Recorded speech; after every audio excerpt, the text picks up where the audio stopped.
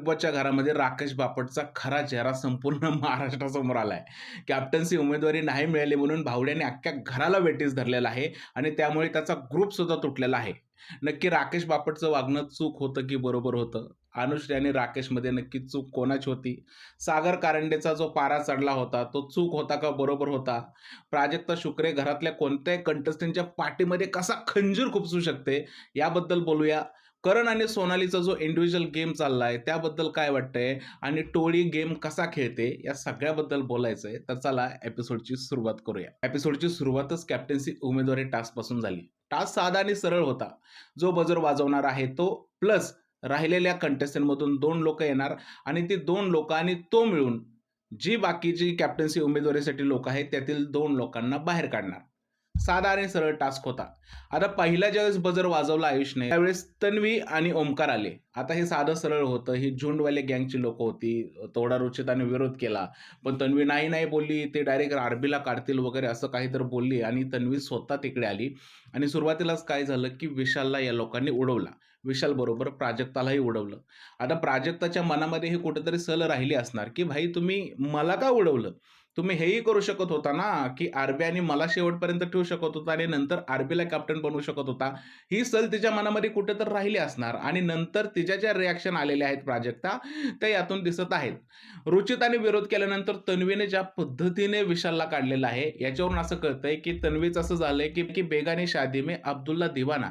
म्हणजे काय वाटतं तन्वीसाठी तो झुंडवाला ग्रुप आहे, तो उभा राहणार आहे का? नाही राहणार. तरी सुद्धा तन्वी त्या ग्रुपसाठी खेळते आणि हे हसण्यासारखं आहे अक्षरशः.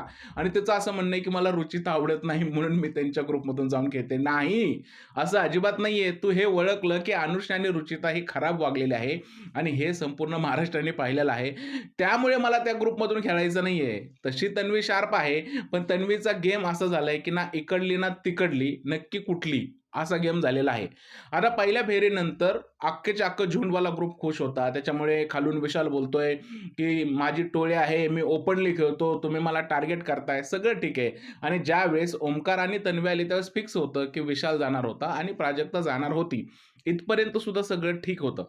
पण ज्यावेळेस दुसरी फेरी जाणार होती, त्यावेळेस अनुश्रीला या लोकांनी ॲक्सेप्ट केलं, की भाई तू दीपाली बरोबर खाली जा.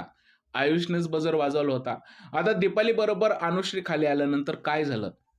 दीपाली कन्व्हिन्सच करू शकली नाही, की तू राकेशला ठेव किंवा आयुष सुद्धा त्या अनुश्रीला कन्व्हिन्स करू शकला नाही, की तू राकेशला ठेव आणि अनुश्रीचं ठरलं होतं, की मी राकेशला काढणार म्हणजे काढणारच आणि आयुषलाही हेच हवं होतं. जर का त्याला वाटत होतं आरबी आला तर ही लोकं जी झुंड आहेत, ते मला कॅप्टन बनूच देणार नाहीत.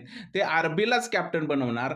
त्याच्यामुळे आयुषने बरोबर ओळखलं होतं आणि विशाल बरोबर संगनमत केलं आणि विशालची त्याच्या आधी ज्याबरोबर चर्चा झाली, तो विशाल बोलला होता, तू जर का राकेशला ठेवला तर आमच्या टोळीचा सपोर्ट तुलाच असणार आहे. या शब्दावरती विश्वास ठेवून आयुषने ब्लंडर खेळला आणि त्याने जे आहे ते अनुश्रीला परमिशन दिली. आता अनुश्रीने राकेशचं नाव घेतलं. दीपालीने प्रभूला बाहेर काढला. प्रभू तर कुठल्याच ग्रुपमध्ये नाहीये. इंडिव्हिज्युअल खेळतोय. पण तिने प्रभूला बाहेर काढून टाकलं. आता प्रभूला या गोष्टीचा राग आला नाही. पण राकेशला ज्यावेळेस अनुश्रीने बाहेर काढलं आणि कारण हे दिलं, की हा घरामध्ये कामच करत नाही. या गोष्टीचा भयंकर राग आला राकेशला. राकेशने अंगातली वस्तू काढली, फेकून दिली. बोलला, "हा काय माझा ग्रुप आहे? हां? तुम्ही असं कसं ॲक्सेप्ट करू शकता? इकडे इमोशनवर गेम नाही चालत. हा बिग बॉसचा गेम आहे. प्रत्येक लढाई इकडे जिंकायला लागते." आणि तो खूप भडकला. फक्त काय कॅप्टन्सी उमेदवारी गेल्यामुळे. आणि हे अनुश्रीला, विशालच्या टोळीला यांच्यासाठी एकदम ओके होतं. कारण त्याचं फ्रस्ट्रेशन बाहेर पडत होतं.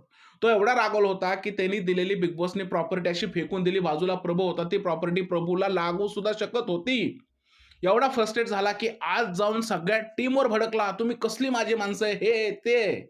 अरे राकेश, फक्त कॅप्टन्सी उमेदवारी गेलेली आहे. मान्य आहे भाई, की तुझ्या बाबतीत अन्याय केला तुझ्या टीमने. सिलेक्शनच्या वेळेस अनुश्रीला होकार का दिला? त्यांनी टास्कच रद्द करायला पाहिजे होता कॅप्टन्सी उमेदवारीचा. सगळं मान्य आहे भाई, पण आता झालं ना. यानंतर तुझं हे फ्रस्ट्रेशन पटण्यासारखं नाहीये. हां, ठीक आहे भाई, तुला नाही पटलं, राग-राग केला, सगळ्या गोष्टी झाल्या. तुझं फ्रस्ट्रेशन तिथपर्यंत ठीक होतं. पण नंतर जो काय तू ड्रामा केला आणि घरातल्या लोकांना हे बोलायला लागला, की "आता मी तुमच्यात खेळणार नाहीये. माझा मी इंडिव्हिज्युअल खेळणार आहे. आता टीम-बीम काही नसतं. तुम्ही माझ्यासाठी उभा नाही राहिला." मग ही गोष्ट दिव्यानी कशी हँडल करायला पाहिजे होती. तू स्वतःच होता ना राकेश, दिव्याकडे जाऊन दिव्याला हे सांगितलं होतं, की "दीपाली ताईला तू हे करून चूक केलेली आहे. जा दीपाली ताईची माफी माग तू." तू स्वतः टीम टिकवण्याचा प्रयत्न केला होता ना. पण आज ज्यावेळेस तुझ्यावरती वेळ आली, त्यावेळेस तुझं हे रिएक्शन बरोबर आहे का? मग दिव्याने सुद्धा हेच रिएक्शन द्यायला हवं होतं की दिव्याने म्हणायला पाहिजे होतं, की तुम्ही माझी टीमच नाहीये. तुम्ही काय त्या विशालला ठेवलंय? हां, मला का नाही ठेवलं तुम्ही?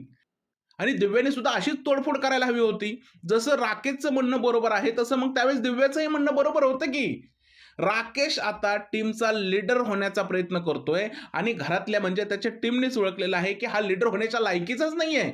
हा अशा काय रिएक्शन देतोय? एवढ्या ओव्हर रिएक्शन देण्याची गरज होती का? एवढं एक्सपोज स्वतःला करायची गरज होती का? अजिबात सुद्धा गरज नव्हती. किती वाईट दिसलाय तो. बरं इकडे त्याच्या टीममधली जी झुंडवाली लोकं आहेत, त्या सगळ्यांना कळतंय, की राकेशचं वागणं चुकीचं आहे.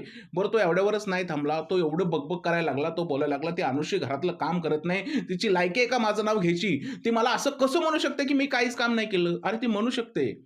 अनुश्री माने तुला काहीही म्हणू शकते. तिचं तोंड आहे. ती काहीही म्हणू शकते. जसं सोनाली म्हणली, की राकेशला बाद करण्याच्या वेळेस अनुश्रीने नक्की कारण काय द्यायला हवं होतं? असं म्हणायला पाहिजे होतं का राकेश खूपच काम करतो, मी त्याला बाद करते. हे कसं शक्य आहे? ज्यावेळेस ती बाद करेल त्यावेळेस काही ना काही कारण द्यायलाच हवं ना. मग आपण ते एक्सेप्ट करायला हवं. पण तू नंतर त्या अनुश्री मानेची लायकी काढतो आणि ज्या पद्धतीने बोलतो, हे कुठेतरी चुकीचं आहे ना. सोनालीने तो पॉइंट बरोबर पकडला. जर का तू एखाद्या मुलीची लायकी काढणार आहे, तर ती मुलगी येऊन तुला बोलणार आहे. बरं असंही तो अनुश्रीचा वैरीच आहे. अनुश्री मुद्दा शोधत असते, की राकेश मला काय बोलतोय आणि मी त्याच्यावरती डायरेक्ट अटॅक करते आणि भाईने हे आयतं कोलीतच दिलं, की अनुश्री माने तू ये आणि माझा इन्सल्ट कर. हे जे राकेशचं वागणं आहे, हे राकेशला शोभण्यासारखंच नाहीये. एक छोटीशी गोष्ट होती, एक्सेप्ट करायला पाहिजे होती आणि पुढे जायला पाहिजे होतं. जर का तुला कॅप्टन्सी उमेदवारी नव्हतीच हवी, तुला आयुष कॅप्टन झाला असतं तरी चाललं असतं, तर मग एवढा धिंगाणा करायची काय गरज होती? मग तुम्ही दिव्याला तुमच्या ग्रुपमध्ये समजताय का नाही? तुझ्यासाठी न्याय वेगळा आणि दिव्यासाठी न्याय वेगळा. हे कसं काय राकेश होऊ शकतं? मला असं वाटतं, की राकेश वापट भैसटलेला आहे. त्याला अजिबात सुद्धा काही कळत नाहीये आणि त्यामुळे त्याच्या टीममधल्या लोकांना हे स्पष्ट दिसायला लागलेलं आहे. आता हा जो माणूस आहे, हा आमच्याबरोबर खेळण्याच्या लायकीचा नाहीये. दीपाली सोडली तर बाकी सगळ्या लोकांनी त्याला ओळखलेलं आहे. ते ओमकार त्या राकेशसाठी रडतंय. अरे कशाला रडतो रे बाबा? ज्यावेळेस तुमच्याकडे वेळ होती सिलेक्शन करायची बहुमताने अनुश्रीला पाठवायचंच नव्हतं त्यावेळेस तुम्ही पाठवलं नाही आणि आता रडून काय फायदा भाई.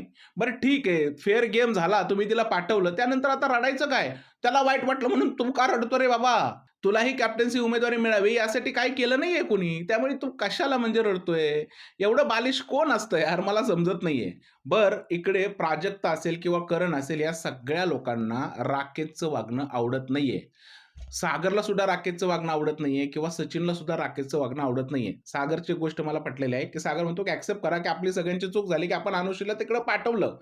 पण भाई राकेशच्या टीममध्ये नक्की कोण-कोण आहे? करण तर त्याच्या टीममध्ये मला दिसत नाहीये. सचिन पण मला त्याच्या टीममध्ये दिसत नाहीये.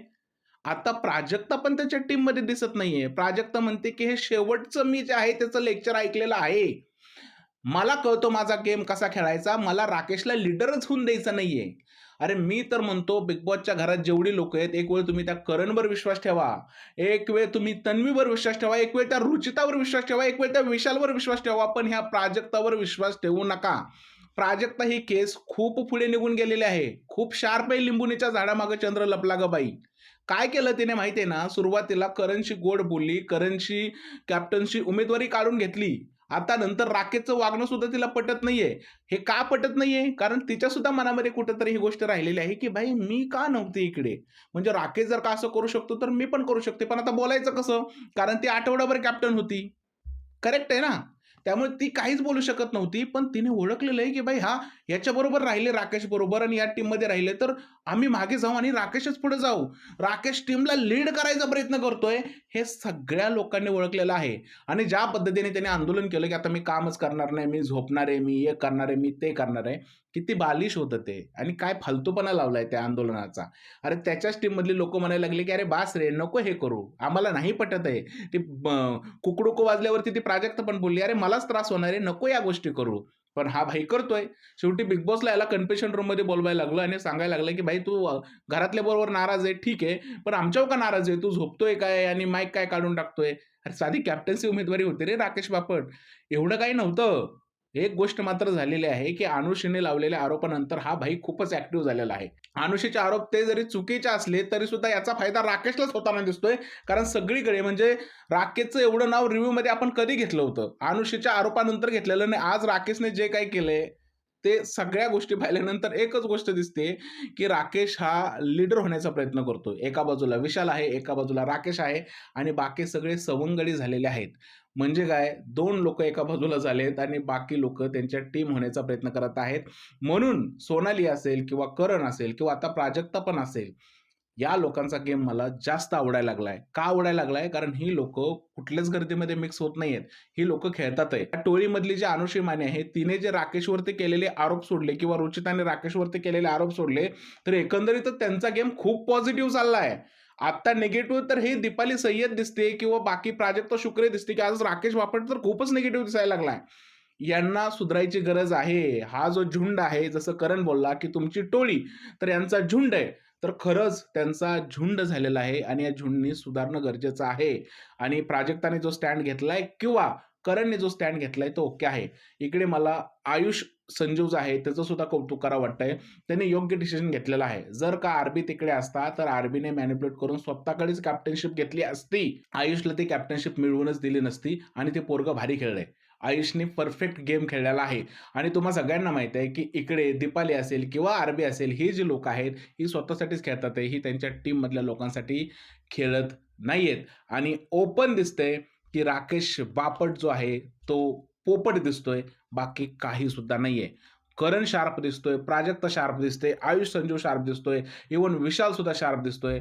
पण राकेश वापस पोपट दिसतोय. दिव्य असेल, दीपाली असेल, ही सगळी लोकं असेल ना, ही सगळी लोकं त्याचे चेले वाटायला लागलेले आहेत. त्यामुळे त्यांनी सुद्धा सुधारायची गरज आहे आणि या झुंडनी जरा विचार करून गेम खेळायची गरज आहे. जशी टोळी खेळते, तसा तरी कमीत कमी गेम खेळावा, असं मला वाटतंय. विशालने ज्या पद्धतीने आयुषला समजवला, त्याच्यामुळे आयुषला काही गोष्टी क्लिक झाल्या आणि राकेशची कॅप्टन्सी उमेदवारी निघून गेलेली आहे. आता उद्या पाहणं इंटरेस्टिंग असेल, की कॅप्टन्सी टास्कमध्ये कोण कोणाला मदत करतंय आणि कोण पुढे जातंय. पण सध्या स्थितीमध्ये मला असं वाटतंय, की राकेश बापट याचा पोपट झालाय. बाकी काही सुद्धा नाहीये. तन्वी कोलते ही जी आहे, आता काय करते, की टोळीच्या विरोधात जाते. तिचं असं म्हणणं आहे, की रुचिता मला आवडत नाहीये, त्यामुळे मी या ग्रुपमध्ये येणार नाहीये. तो विशाल जो आहे, तो तिकडे लीडर बनायचा प्रयत्न करतोय, पण मी गेल्यामुळे त्याची लीडरशिप हललेली आहे. मला असं कुठेच दिसत नाहीये, की तन्वी गेल्यामुळे विशालची लीडरशिप हलली आहे किंवा रुचिता रॉंग दिसते. तन्वीच आता चुकीची वाटायला लागली आहे. कारण तन्वीचं असं झालंय, ना घर की ना घाट की. बेगानी शादी में अब्दुल्ला दिवाना. त्या टीममध्ये राहून तन्वीचा काय फायदा आहे? तन्वी एकदा तरी कॅप्टन बनेल का त्या झुंडमध्ये राहून? तुम्हाला काय वाटतं? जेवढी टोळी तन्वीसाठी खेळली असती, तेवढी ही झुंडमधली लोकं खेळणार आहेत का? नाही खेळणार आहेत. तन्वीला असं वाटलं, की त्या अनुश्री मानेला लावलेले आरोप आहेत ते चुकीचे आहेत किंवा रितेश भाऊने रुचिताला झापलं म्हणून तिने असं ओळखलं, की नाही आता ह्या रुचिताबरोबर थांबली तर मी सुद्धा खराब दिसेन. म्हणून तिने त्याचा गेम प्लॅन बदलला. पण आता गेम प्लॅन बदलल्यामुळे नुसती गर्दीत मिसळलेली बाई वाटते. दुसरं काही सुद्धा वाटत नाहीये आणि तन्वीसाठी हा जो झुंड आहे, तो अजिबात सुद्धा उभा राहणार नाहीये. तन्वी कोलते आता एकटी पडणार आहे काही दिवसांनी आणि तिचा गेम संपल्यात जमा आहे. टोळी जी आहे, टोळीच्या लोकांकडे अजून जास्त स्कोप आहे, की पुढे काहीतरी होईल आणि त्यामुळे त्या अजून पुढे जाणार आहेत. इकडे अजून एक गोष्ट घडलेली आहे, की बाथरूममध्ये जे आहेत ते 2-3 दिवसापूर्वीचे राधा पाटीलचे कपडे पडलेले होते. आता दीपाली सय्यदने ते कपडे पाहिले आणि तिने विचारलं राधाला, "ते कपडे कोणाचे आहेत?" तर राधाने स्पष्ट सांगितलं होतं, की "हो, ते कपडे माझे किंवा अनुषाचे आहेत. मी तिकडे येऊन बघते, थांब." मी आले. ते मेकअप करत होते असे काहीतरी. लगेच आतमध्ये दीपाली सय्यद गेल्या आणि तिकडं अनुषाला विचारलं, "तुझे कपडे आहेत का?" अनुषा म्हणाली, "माझे नाही आहेत." लगेच राधा यायच्या आधीच त्यांनी ते कपडे बाहेर आणले. आता का बाहेर आणले असते? राधा यायची वाट तर बघायची. मग हा विषय वाढवायचा. पण तसं नाही केलं तिने. तिने डायरेक्ट कपडे बाहेर आणले आणि हे सिद्ध केलं, की आता मला ड्रामा करायचा आहे, मला फुटेज घ्यायचं आहे. यासाठी ती दीपाली सय्यदने कपडे बाहेर आणली आणि त्या छोट्या गोष्टीचा इश्यू करण्यात आला. राधा पाटील बोलते, की "अरे हां, मी एक्सेप्ट करते. माझे कपडे आहेत." हां, तरीसुद्धा दीपाली सय्यदने ते इश्यू केला. पण इकडे अनुश्री माने शांत बसणार थोडी आहेत. अनुश्री माने म्हणे, की "तुम्हाला ते कपडे टोचतात का?" अरे ॲक्चुअली सागर कारंडे ते बाथरूम साफ करतोय. त्याला ते रोज घाणेरडे कपडे दिसतात आहे. तर त्याला त्रास नाही होणार का? आता सागर कारंडेचं एवढंच काम आहे का ह्यांची घाणेरडी कपडे त्यांनी बघायचे आणि त्याचा घाणेरडा वास घ्यायचा? सागर कारंडेचं काय काम आहे, की ते बाथरूम साफ करायचं. ज्याची त्यांनी चांगली असतील, वाईट असतील कपडे जागच्या जागी ठेवणं गरजेचं आहे किंवा बाथरूममध्ये प्रमाणापेक्षा घाण जास्त नाही करायला पाहिजे. हे साधा सेन्स आहे, साधा हायजीन मॅनर्स आहेत. हे अनुषी मालेला कळत नाही का? पण अनुषी मानेचं जे बोलणं आहे, की "भाई तुम्हाला ते कपडे टोचतात का? हे होतात का?" तर सागर कारंडेचा ब्लास्ट होणं बनतच ना. सागर कारंडे ज्या पद्धतीने ब्लास्ट झाला, bye, bye, bye, bye, bye. Anushri मानेची बोलती बंद झालेली आहे. अनुश्री माने खूप जास्त, खूप जास्त म्हणजे खूपच जास्त ॲरोगंट आहे. तिला कसं बोलावं, काय बोलावं हे अजिबात कळत नाही आणि तिने डायरेक्ट दीपाली सय्यदचा सुद्धा तिकडे इन्सल्ट केला. डायरेक्ट दीपाली सय्यदला ती आरे-तुरे करायला लागलेली आहे. मला असं वाटतंय, की बोलताना जरा तिने शब्द जपून वापरायला हवेत. नंतर ती भलेही सागर कारंडेची माफी मागायला गेली, पण इकडे असं वाटतंय, की तिने एकदा राधाने ते कपडे एक्सेप्ट केल्यानंतर ते कपडे टोचतात का? किंवा काय होतंय? या गोष्टीबद्दल बोलणं अतिशय चुकीचं आहे. अजून एक गोष्ट याच्यातून माझी मिस होते, ती म्हणजे की आयुष जो आहे तो राकेशला सर बोलतोय. किती त्याची रिस्पेक्ट करतोय बघा आणि तो त्याच्याशी बोलायला गेल्यानंतर हा राकेश त्याला फाट्यावरती मारतोय. अरे आयुष तू बरोबर गेम खेळलाय. राकेशचं काही सुद्धा ऐकायची गरज नाहीये. त्याला हर्ट झालं की माझी कॅप्टन्सी उमेदवारीच कशी काय जाऊ शकते? ती पण अनुश्रीच कशी काय कॅप्टन्सी उमेदवारी माझी घालवू शकते? आणि तुम्ही अनुश्रीला चान्सच का दिला? अरे भाई जे झालं ते झालं ना. आता हे सगळं करून तू फुटेज मात्र घेतलं, पण दिसला तुझा मात्र पोपटच. राकेश बापट जो आहे, त्याच्यामधला जो इगो आहे किंवा जो त्याचा खरा चेहरा आहे ना, बाहेर पडेल. मी पहिल्या आठवड्यात तुम्हाला सांगितलं होतं, की बिग बॉसच्या घरातले खरे चेहरे लवकरच बाहेर पडणार आहेत आणि ते चेहरे बाहेर पडलेले आहेत आणि हे असेच चेहरे आहेत. हे चेहरे अजून बाहेर पडतील आणि हा सीझन अजून जास्त ब्लॉकबस्टर होईल. बरं राकेशचं जे वागणं आहे त्याबद्दल करण आणि सागर कारंडेची सुद्धा चर्चा झाली, की "आता जो हा झोपतो हे तुला पटतं का?" तर सागर कारंडे म्हटलं, "मला अजिबात सुद्धा पटत नाहीये." सागर कारंडे त्याला सांगितलं, की "अरे बास कर राकेश, हे असलं काही वागणं चांगलं नाहीये. हां, हे असलं काही वागणं चांगलं नाहीये." आणि तो म्हणतो, "आता माझं सॉर्ट आउट झालंय." अरे काही सॉर्ट आउट नाही झालं. तो उद्याचा टास्क सुद्धा बहिष्कार करणार आहे टास्कवरती राकेश. मला असं वाटतं, की राकेश जे आहे ते एकदम फालतू गोष्टी करतोय. दुसरं काही सुद्धा करत नाही. एक छोटासा ड्रामा झाला एपिसोडच्या शेवटी-शेवटी. सगळे जेवायला बसले होते. त्या रुचिताने एक बाउल घेतला जेवायला आणि लगेच तन्वी जे आहे ते बोलताना, "असे बाउल वगैरे घेत जाऊ नका. नावं बघा त्या बाउलची आणि मग बाउल घ्या. इकडे धुवायला वगैरे त्रास होतो." भाई जेवतानाच हे बोलायची गरज आहे का तन्वी? ती पोरगी उठून चालली तरी पण तुझं तोंड थांबतच नाहीये. म्हणजे काय चाललंय? एव्हरी तर तुम्ही भांडता, पण जेवणाच्या ताटावरही भांडताय. अरे थोडं तरी वाटू द्या रे काहीतरी. थोडं तरी ठेवा डोक्यामध्ये, की आपल्याला महाराष्ट्र बघतोय आणि आपल्या महाराष्ट्राची ही संस्कृती नाहीये, की जेवणाच्या ताटावरती भांडायचं किंवा ह्या गोष्टी करायच्या. ही संस्कृती नाहीये. मग तुमचं काय चाललेलं आहे? मला असं वाटतं, की घरामध्ये काही लोकं असे आहेत ना, त्यांनी ठरवलेलंच आहे, की फक्त बडबड करायची, भांडायचं आणि हे करायचं. ओव्हरऑल आजच्या दिवसानंतर कॅप्टन्सी उमेदवारी रोशन आणि आयुषला मिळालेली आहे. उद्या कॅप्टन्सी टास्क होणार आहे आणि कॅप्टन्सी टास्कचा रिझल्ट आपल्याला कळलेला आहे. आयुष कॅप्टन झालेला आहे, असं समजत आहे सोशल मीडियावरती. तर कळेलच उद्या नक्की कोण कॅप्टन झालेला आहे. तर ओव्हरऑल असा एपिसोड होता. प्रभूचा सुद्धा इंडिव्हिज्युअल गेम चाललेला आहे.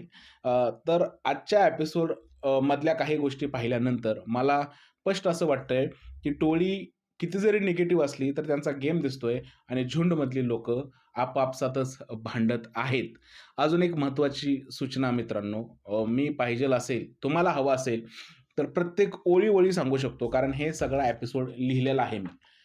सगळं एक ना एक ओळ कोण काय बोलतंय, कोण काय नाही बोलत आहे, मी इकडे लिहू शकतो.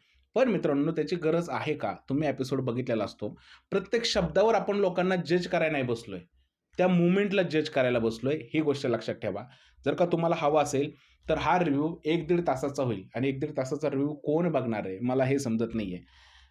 त्यामुळे मी प्रत्येकच गोष्ट इकडे कव्हर नाही करत आहे. महत्त्वाचे मुद्देच कव्हर करतोय. रिव्ह्यू आवडला असेल तर त्याला लाईक करा, शेअर करा, चॅनलला सबस्क्राईब करायला विसरू नका. भेटूया उद्याच्या रिव्ह्यूमध्ये. तोपर्यंत जय हिंद, जय महाराष्ट्र आणि भारत माता की जय.